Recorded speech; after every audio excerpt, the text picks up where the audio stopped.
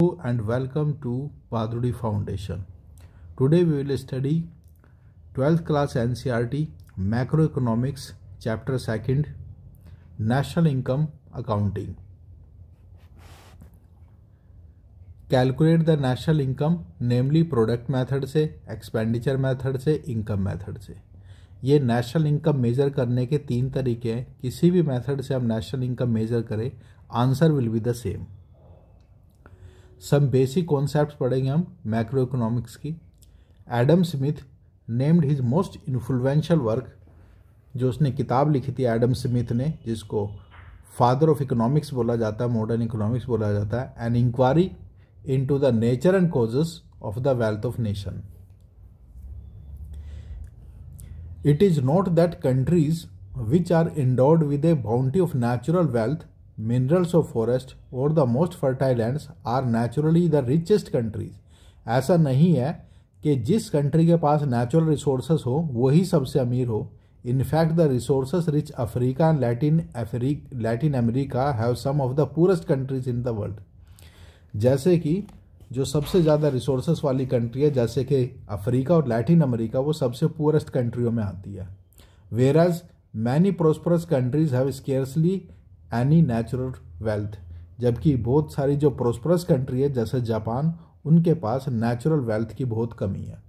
There was a time when possession of natural resources was the most important consideration, but even then the resources had to be transformed through a production process. पहले ऐसा समझा जाता था कि जिसके पास natural resources है वही ज़्यादा अमीर हो सकता है नेचुरल रिसोर्सेस से, लेकिन नेचुरल रिसोर्सेस के साथ साथ उनको ट्रांसफॉर्म करना पड़ता है through a production process. The economic wealth और वेलबींग ऑफ ए कंट्री दस not necessarily depend on मियर possession of resources. इसलिए जो इकोनॉमिक वेल्थ है किसी भी कंट्री की या wellbeing of a country is not only dependent on the natural resources, the point is how these resources are used in generating a flow of production. बल्कि इसमें है कि हाउ इन रिसोर्सेज को कैसे जनरेट किया जाए और फ्लो करके उनको प्रोडक्शन में तब्दील किया जाए. Consequence income and wealth are generated from the process, जिससे कि उस प्रोसेस के जरिए इनकम और वेल्थ को जनरेट किया जा सके. People combine their energies with natural and man-made environment within a certain social and technological structure to generate a flow of production. तो लोग क्या करते हैं, कंबाइन करते हैं अपनी एनर्जी को, नेचुरल रिसोर्सेज को, मैन मेड इन्वायरमेंट को, और ट्रांसफर करते हैं और सोशल टेक्नोलॉजिकल स्ट्रक्चर की हेल्प से जनरेट करते हैं प्रोडक्शन को. An item that is meant for final use and will not pass through any more stage of production or transformation is called final good. तो final good की definition ये है कि final good is that good, ठीक है, which are ready for consumption, जो consumption के लिए रेडी है, and do not required any further processing in the factory before consumption. तो फाइनल यूज के लिए जब तैयार हो तो final good. Of the final good, we can distinguish between consumption goods and capital goods. Final good को भी हम दो भागों में कैटेगराइज कर सकते हैं, जो कि है कंजम्पशन गुड और कैपिटल गुड. कंजम्पशन गुड वो गुड होती है goods like food and clothing and services like recreation that are consumed when purchased by their ultimate consumers are called consumption goods और कंज्यूमर गुड्स. जो consumption के time खरीद जाती है वो कंज्यूमर गुड्स होगी. Then there are other goods that are durable character which are used in the production process. और दूसरी जगह कोई ड्यूरेबल गुड्स होती है जो प्रोडक्शन प्रोसेस के टाइम में यूज की जाती है, उनको कैपिटल गुड बोलते हैं. These are tools, implements and machines. ये कैपिटल गुड्स के एग्जाम्पल हैं. While they make production of other commodities feasibly, they themselves don't get transformed in the production process. Capital good जब प्रोडक्शन प्रोसेस में help करती है तो खुद को अपने आप के एग्जिस्टेंस को डिजोल्व नहीं करती. They are all final goods. उनको भी कैपिटल गुड्स हुई, मशीनरी को भी फाइनल गुड कहते हैं. Yet they are not finally goods to be ultimately consume. फिर भी उनको अल्टीमेटली कंज्यूम नहीं किया जाता, बल्कि सालों तक वो अपनी सर्विसेज देती है. Unlike the final good that we have considered above, they are the crucial backbone of any production process की एक बैकबोन है final good. in adding and enabling the production to take place. These goods form a part of the capital. तो इन goods को capital या capital goods बोलते हैं. These are capital goods and they gradually undergo wear and tear. और ये capital good during the production process इसमें कुछ टूट फूट भी होती है, wear and tear भी होता है, जैसे मशीन घिस जाती है, and thus are repaired और gradually replaced over time. और इसलिए कैपिटल गुड्स को टाइम टू टाइम रिपेयर कराना पड़ता है. ठीक है, इसी को डेप्रिसिएशन बोलते हैं और रिप्लेसमेंट कॉस्ट बोलते हैं. रिपेयर कराने को रिप्लेसमेंट कॉस्ट ही बोलते हैं और कंजम्पशन ऑफ फिक्स्ड कैपिटल भी बोलते हैं. The stock of capital that an economy possess is thus preserve और मेंटेन. तो इसलिए ऐसी कैपिटल के स्टॉक को प्रिजर्व और मेंटेन किया जाता है by repairing again and again. Some commodities like television sets, automobiles or home computers, although they are for ultimate consumption, have one characteristics in common with capital goods. कुछ commodity जो durable type के जैसे television, ये capital goods जैसे ही काम करती है. They are also durable, that is they are not extinguished by immediate or even short period of consumption. क्योंकि शॉर्ट पीरियड ऑफ कंजम्पशन से ये एक्सटिंग्श नहीं होती. They have a relatively long life as compare to the article such as food और clothing से ज़्यादा इनकी life होती है. That is why we call these goods consumer durables. तो ऐसी गुड्स को जैसे टेलीविजन, फ्रिज वगैरह हो गए, तो ये कंज्यूमर ड्यूरेबल गुड्स हैं, क्योंकि ये फर्दर प्रोडक्शन में भी हेल्प नहीं करती जैसे मशीन करती है. तो वो कैपिटल गुड्स हो गई और ये कंज्यूमर ड्यूरेबल गुड्स होगी. खाना और दूध जैसे एक ही बार के कंजम्पशन में ख़त्म हो जाता है, तो वो कंज्यूमर नॉन ड्यूरेबल गुड्स हो गई. Thus, if we consider all the final goods and services produced in an economy in a given period of time, they are either in the form of consumption goods, both durable and non-durable, or capital goods. As final goods, they do not undergo any further transformation in the economic process. और final goods इसलिए है क्योंकि उनको और ज़्यादा transformation की process में नहीं जाना पड़ता. Steel sheets used for making automobiles and copper used for making utensils, these are intermediate goods.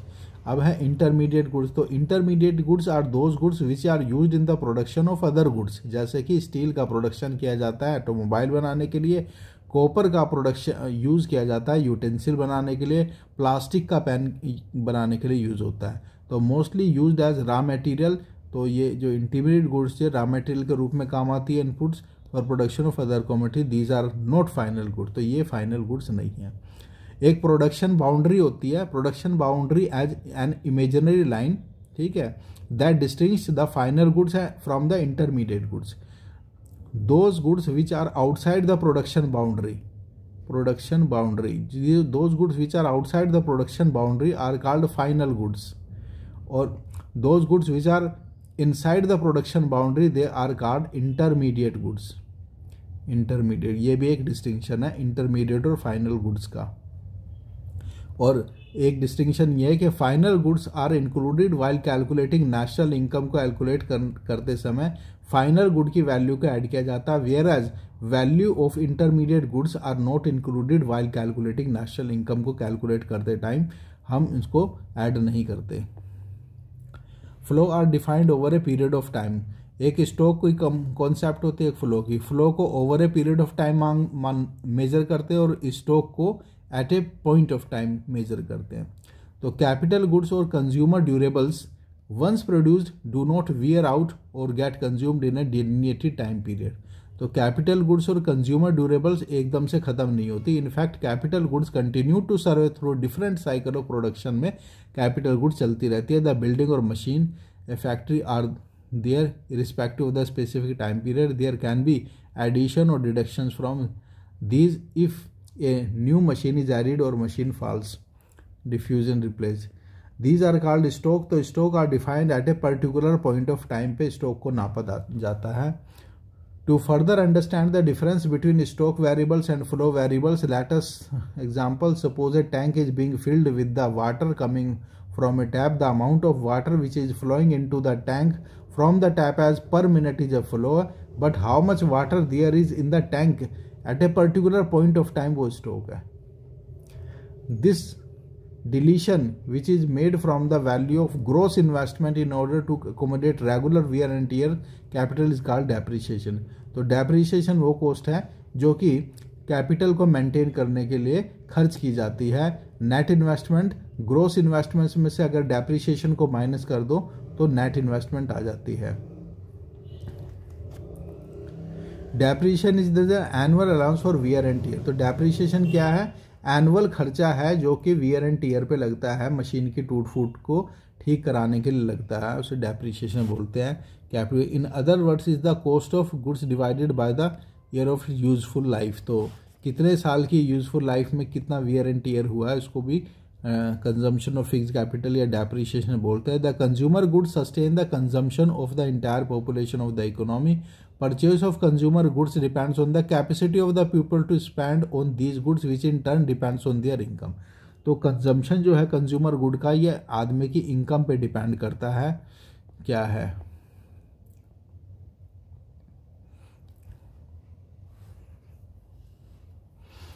The incomes that people earn as owners of factors of productions are used by them to meet their demand for goods and services। People जो income कमाते हैं as a काम करके factor of production, वो पैसा वो अपनी demand पे खर्च करते हैं गुड्स एंड सर्विसेज की। So we can see a circular flow. तो इसलिए हम सर्कुलर फ्लो देखते हैं, मतलब फैक्टर ऑफ प्रोडक्शन ने काम किया, पैसा कमाया और फिर अपनी डिमांड की, फिर गुड्स एंड सर्विसेज खरीद ली। तो जो इनकम है और जो मनी है वो सर्कुलर फ्लो में चलती रहती है, which is facilitated through the market supply simply but the firm's demand for factors of production to run the production process creates payment to the public।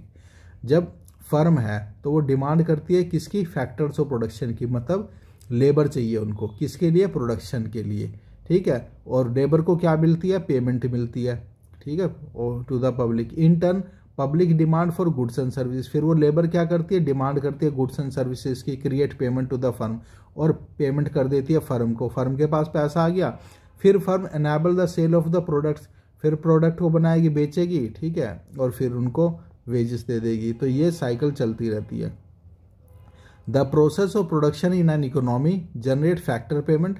तो जो प्रोडक्शन प्रोसेस है ये फैक्टर पेमेंट जनरेट करती है, मतलब land, labour, capital, entrepreneurs को जो factor payment मिलती है रेंट के रूप में, इंटरेस्ट के रूप में, सैलरी के रूप में, प्रॉफिट के रूप में, तो फैक्टर पेमेंट है for those involve in the production and generate goods and services in the outcome of the production process.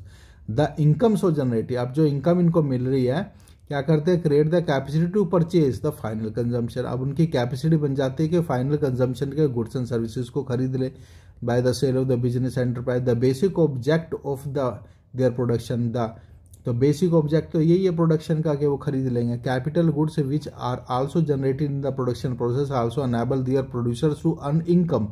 और जो कैपिटल गुड्स होती है वो भी उनके प्रोड्यूसर्स को इनकम जनरेट में हेल्प करती है, wage profit. In a similar manner the capital goods add to the maintain the capital stock of an economy and thus make production of other commodity feasible. Circulating national income, the household receive their payment from the firm. अब household ने factory में काम किया या government में काम किया, उसको फर्म से इनकम मिल गई, activity they perform for the letter.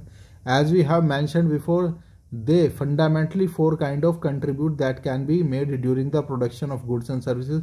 Contribution made by the human labour, तो चार तरीके के कंट्रीब्यूशन हो सकती है, मतलब चार फैक्टर ऑफ प्रोडक्शन होते हैं तो चार ही कंट्रीब्यूशन है उसमें। एक तो ह्यूमन लेबर का, ठीक है, रिम्यूनरेशन जो सैलरी मिलती है फॉर विच कॉल्ड वेज।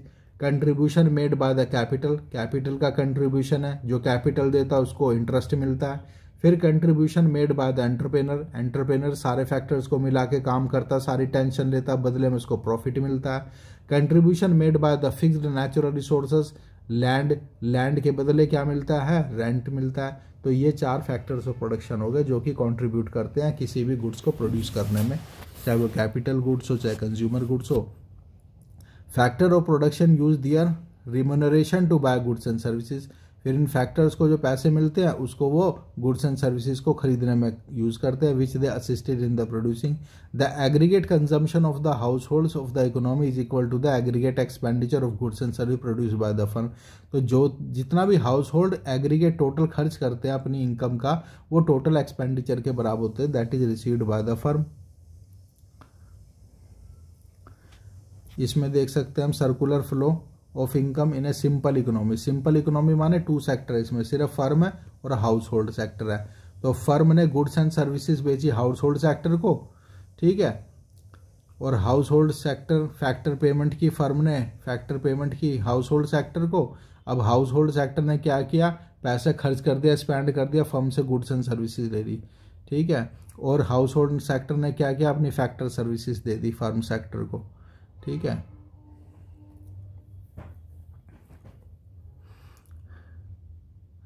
तो हाउस होल्ड ने अपनी फैक्टर सर्विस दी, ऐसे गई, और बदले में फैक्टर पेमेंट ली, ऐसे गई मनी, और फर्म ने गुड्स एंड सर्विसेज दिया, ऐसे ही गई, और बदले में गुड्स एंड सर्विसेज के हाउस होल्ड सेक्टर ने स्पेंड की मनी, ऐसे गया। तो ये सर्कुलर फ्लो ऑफ मनी है। When the income is being spent on the goods and services produced by the firm, it takes the form of aggregate expenditure. जब income is spend by the goods and service produce by the firm, जब income spend की जाती है goods and services तो वो total expenditure है, received by the firm, firm को receive होगा। Since the value of expenditure must be equal to the value of goods and services, क्योंकि जितना एक्सपेंडिचर होता है वो गुड्स एंड सर्विसेज जितना प्रोड्यूस होती है उसकी वैल्यू के बराबर होती है। We can equally measure the aggregate income, तो एग्रीगेट इनकम के भी बराबर होती है। Calculating the aggregate value of goods and services produced by the firm, when the aggregate revenue received by the firm is paid out to the factors of production, it takes in the form of the aggregate income.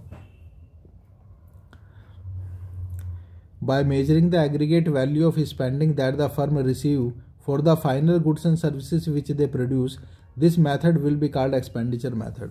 तो अगर हम expenditure point of view से देखें कि goods house hold ने कितना expenditure किया goods and services पे, तो एक्सपेंडिचर मेथड होता है।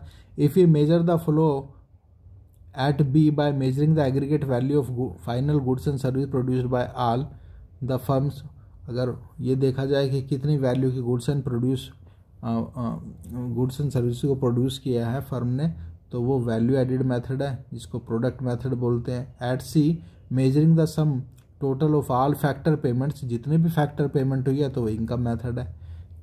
तो तीनों मेथड को यूज़ करते हुए जो इनकम आएगी वो सेम आएगी। अब हम पहले प्रोडक्ट मेथड या वैल्यू एडिड मेथड देखते हैं। In product method we calculate the aggregate annual value of goods and services produce, जितने भी गुड्स एंड सर्विसेज प्रोड्यूस हुई है उसकी टोटल वैल्यू को देखते हैं, उसकी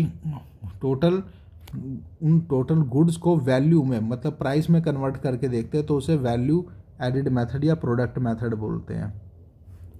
the term that is used to denote the net contribution made by firm is called value added method बोलते हैं, जिसमें नेट कॉन्ट्रीब्यूशन देखा जाता है फर्म का। We have seen that raw materials that is firm buys from another firm which are completely used up in the process of production are called intermediate goods होती है। Therefore the value added by firm is value of production of the firm minus value of intermediate goods. जितना भी add किया है उस value addition को हम देखते हैं।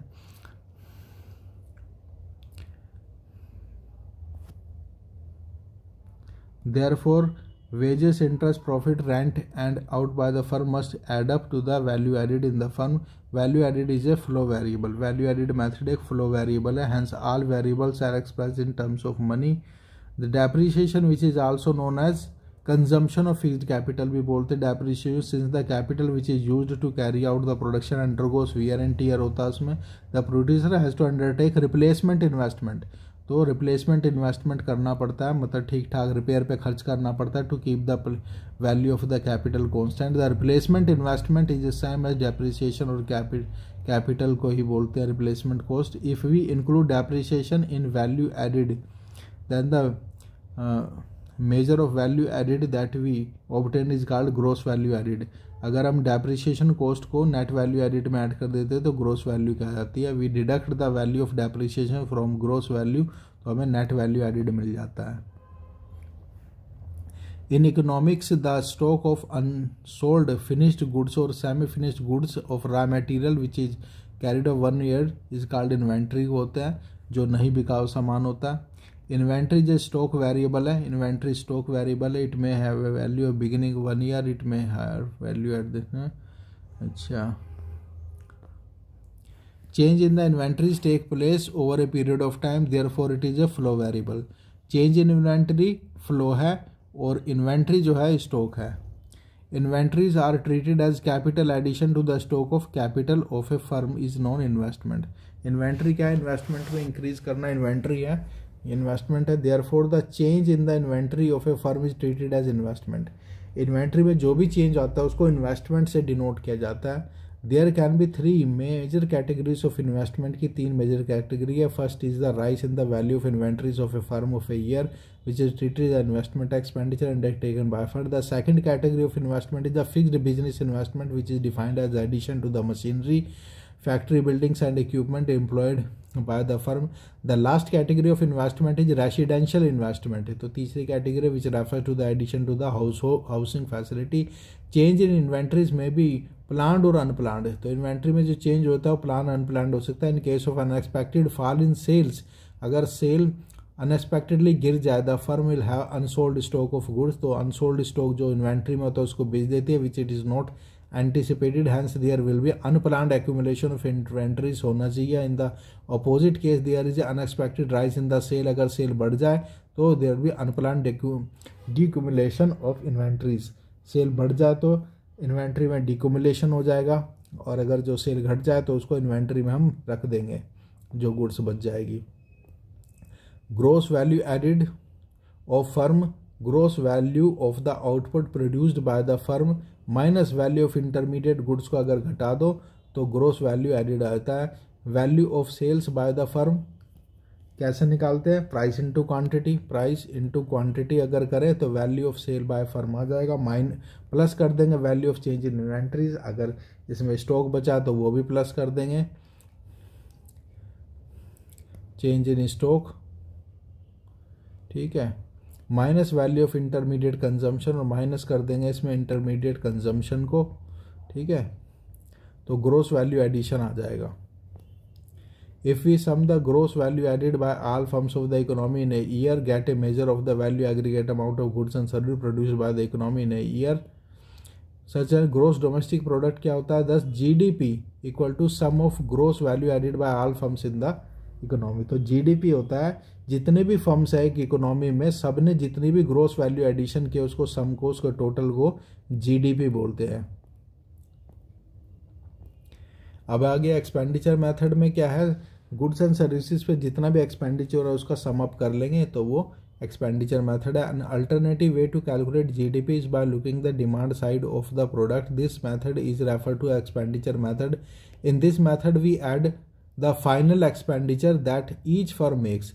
जितनी भी फर्म फाइनल एक्सपेंडिचर करती है, final expenditure is that part of expenditure which is undertaken not for intermediate consumption के लिए नहीं, फाइनल गुड्स के लिए। Firm I can make the final expenditure on the following account: the final consumption expenditure on the goods and service produced by the firm, the final investment expenditure incurred by the firms on the capital goods produced, the expenditure that the government make on the final goods and services। एक तो firm expenditure करती है, ठीक है, private firms, और private firm invest भी करती है, गवर्नमेंट फर्म भी इन्वेस्ट करती है। Export revenue that earned by selling goods and services. तो ये सारे टाइप्स के एक्सपेंडिचर है। अब इनकम मेथड है। इनकम मेथड जितने भी फैक्टर प्रोडक्शन को इनकम होते हैं सबका टोटल कर लो हर सारी फर्म्स में, तो वो इनकम मेथड से इनकम आ जाएगी, डोमेस्टिक इनकम आ जाएगी। The sum of final expenditure in the economy must be equal to the income received by the factor production. तो जितना खर्चा होता है वो किसी ना किसी की इनकम होगी।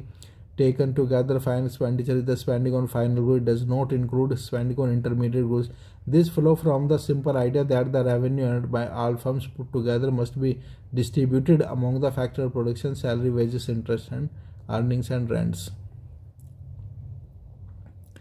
Factor cost, basic prices, market prices, ये क्या होता है? तो in India the most highlighted measure of national income has been GDP at the factor cost। तो जीडीपी एट फैक्टर कॉस्ट जो है मोस्ट हाईलाइटेड कॉन्सेप्ट है। इसको central statistics office of the government of India has been reporting the GDP at factor cost.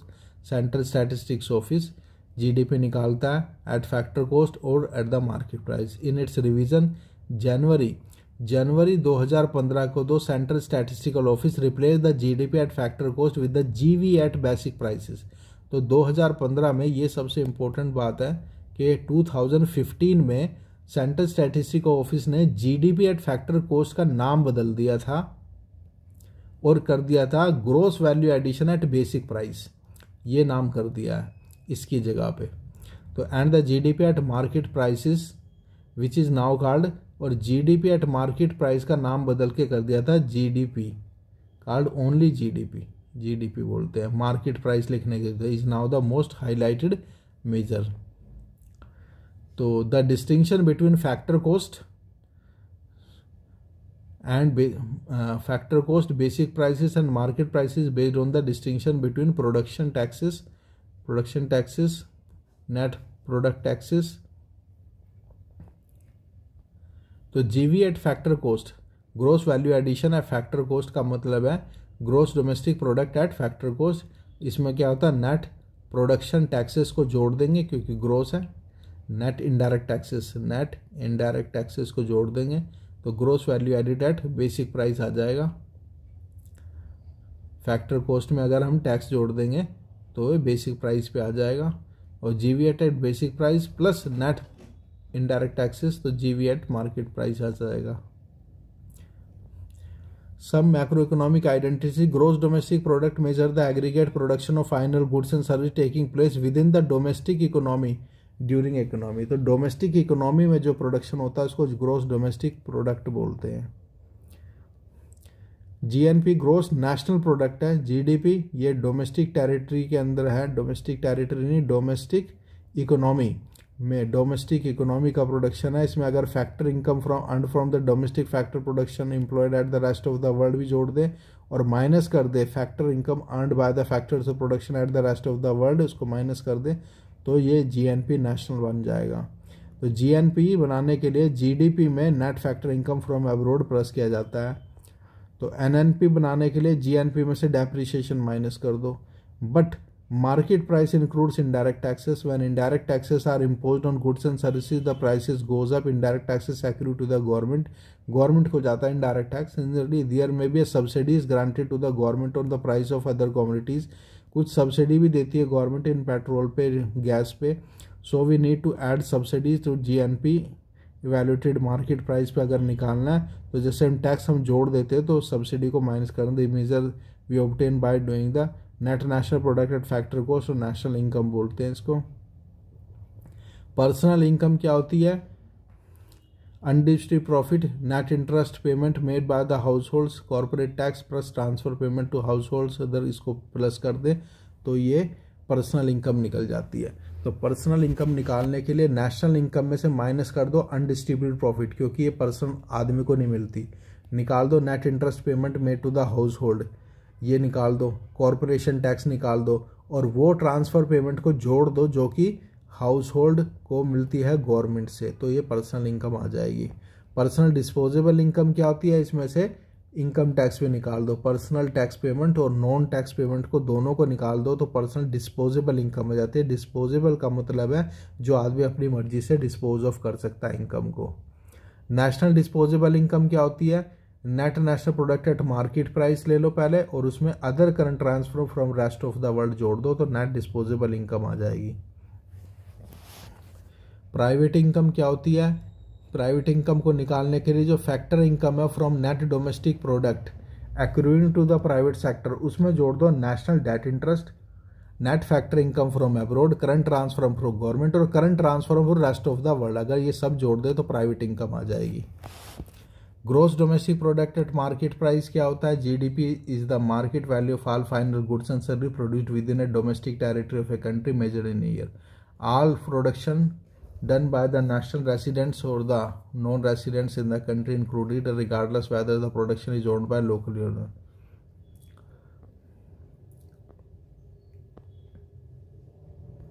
Nominal and real GDP.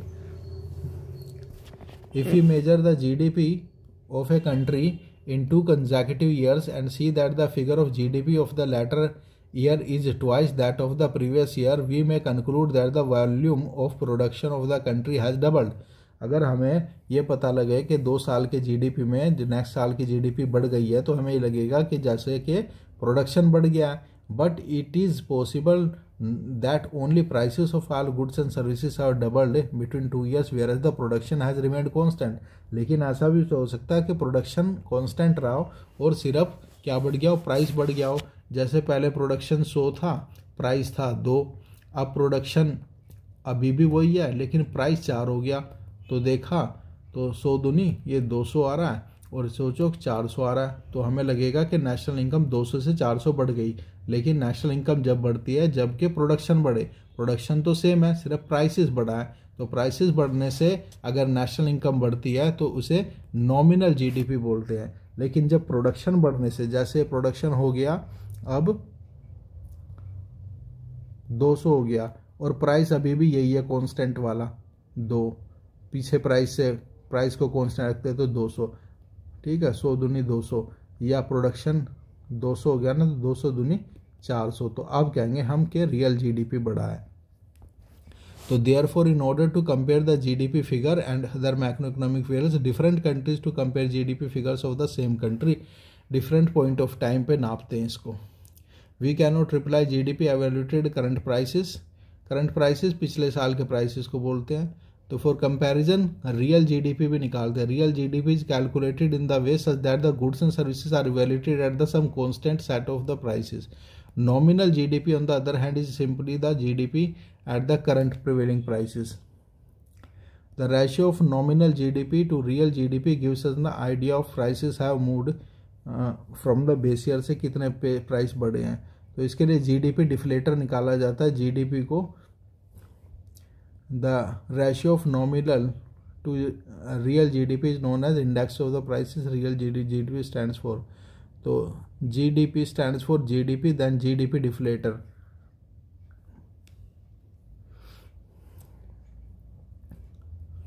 There is another way to measure change of prices in the economy which is known as consumer price index। से भी हम देख सकते हैं कि price में increase होने की वजह से तो नहीं बढ़ा।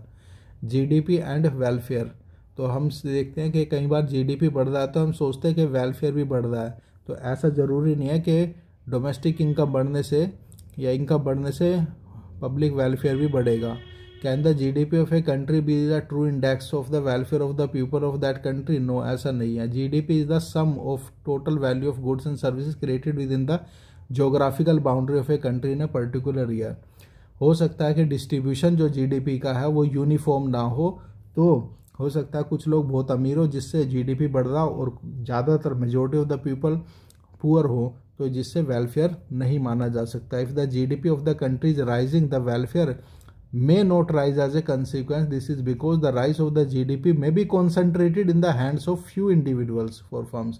For the rest, the income may be fallen. In such case, the welfare of the country cannot be said to have increased. तो हम कह ही नहीं सकते कि वेलफेयर बढ़ा है। नॉन मॉनेटरी एक्सचेंज भी हो सकता है।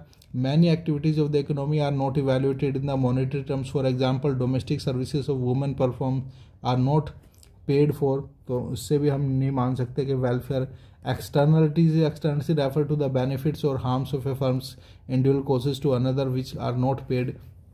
जैसे कि प्रोडक्शन तो बढ़ रहा है, इनकम बढ़ रही है, लेकिन उससे क्या हो रहा है, पोल्यूशन हो रहा है, ठीक है, एनवायरमेंटल का डैमेज हो रहा है। But in carrying out the production the refinery में also polluting the nearby river. तो इससे क्या हुआ, एक्सटर्नलिटीज़ है। तो वेलफेयर को नहीं कह सकते कि प्रोडक्शन बढ़ने से वेलफेयर बढ़ा है। This may cause harm to the people use water rivers hence their wellbeing has fallen. और ये भी हो सकता है कंपोजिशन चेंज हो। फोर्थ पॉइंट हो सकता है इसका कंपोजिशन ऑफ जीडीपी। जो जीडीपी है वो प्रोडक्शन डिफेंस आइटम का कर रहा हो तो उससे वो तो बढ़ेगा, जीडीपी तो बढ़ जाएगा, लेकिन उससे वेलफेयर नहीं बढ़ेगा। तो we have completed this chapter.